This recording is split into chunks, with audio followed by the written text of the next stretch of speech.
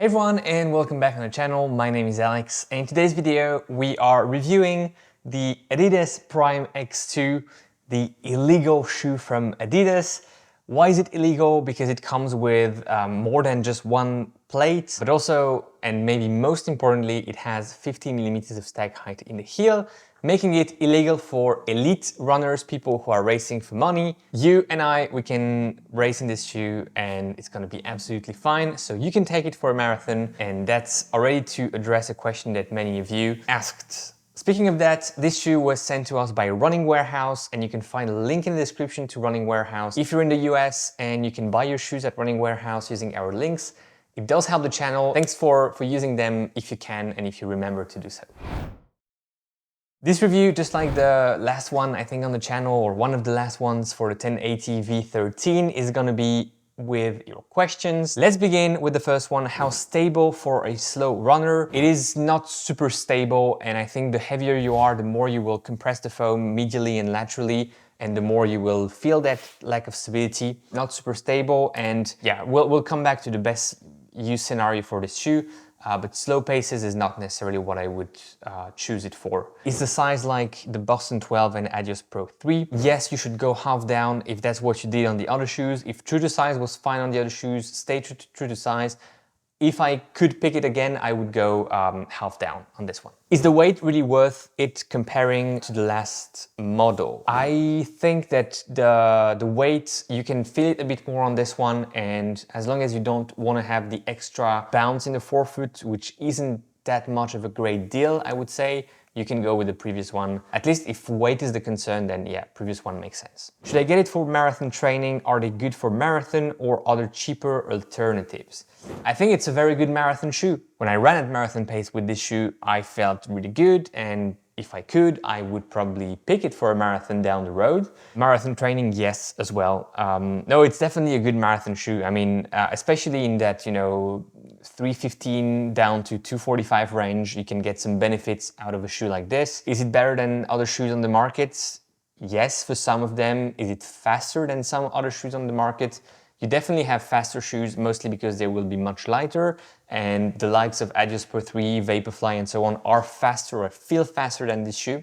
But if you want to have that leg saving effect, if you have had some injuries related to muscle fatigue and muscle tear, then having a bit extra foam underfoot may help, in my opinion. So yes, I think it's a good marathon shoe. Does it live to the hype? Yes. The shoe for everything, fast, quality, long, maybe race too. The only thing where probably this shoe doesn't shine at all is very slow, let's say sluggish paces. You can do easy runs in it. Everything for me, at least below 5 minutes, doesn't feel super nice in this shoe. The faster you go, the more it gives you back and the better it feels. That's, I think, the key thing, the key point in this review. This or Super Blast? I think this is a very good question. Basically, the two shoes overlap around endurance marathon pace. This shoe feels better at faster than marathon pace. Half marathon and 10K for training at least, not necessarily for racing, yes. When the Super Blast feels better on the other side of the spectrum, where this shoe doesn't shine, meaning easy paces, recovery paces that the Super Blast handles very well. Up to marathon pace, the Super Blast is the all-round trainer. Above marathon pace, this becomes better, so it really depends what you're looking for. All I hear is boink, boink, boink due to the bounciness of these kicks.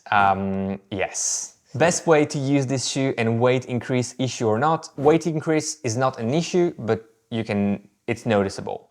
Best way to use this shoe, training around marathon pace for me.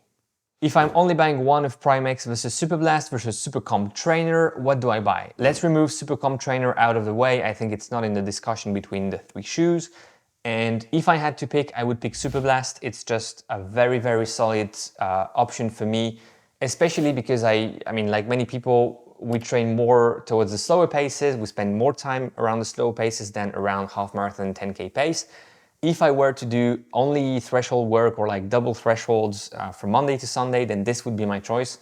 The two are really close. I would pick Super Blast just because it works better for training and life in general. Durometer of that front foot mid piece of foam, what's the deal? That's a very good question. It is very soft compared to, it is a bit softer at least compared to the rest of Lightstrike Pro. I don't have the Durometer measurements. The feeling though is that it does add bounciness. It doesn't add necessarily softness in the forefoot, but it does add some bounciness. That and or the two carbon plates, yeah, hard to tell them apart. Nothing I don't care about bricks. Well, I don't think it's a brick, but if you don't care about bricks, then this maybe isn't for you because you probably like something closer to the ground. Is it worth the additional $100 from the Superblast? No, it isn't. And that's where I think the two shoes really are different. Yes, there is more hype around this. Yes, there is a bit more technology to a certain extent, but the Superblast is just a much better deal for the price. I hope you have all of the answers you were expecting based on the questions you asked. Moving forward, I think we can use that format a bit more, and I encourage you to follow the channel, at least the community tab. One thing maybe that I want to highlight, and that or two things that your questions didn't really touch upon, the fit. I just struggle with the fit on this shoe, mostly because of the tongue thing. I like the Strung upper, 3D printed or like machine printed upper. I really like this piece. I'm not a huge fan of the tongue, and I think it ruins a bit the fit on this shoe.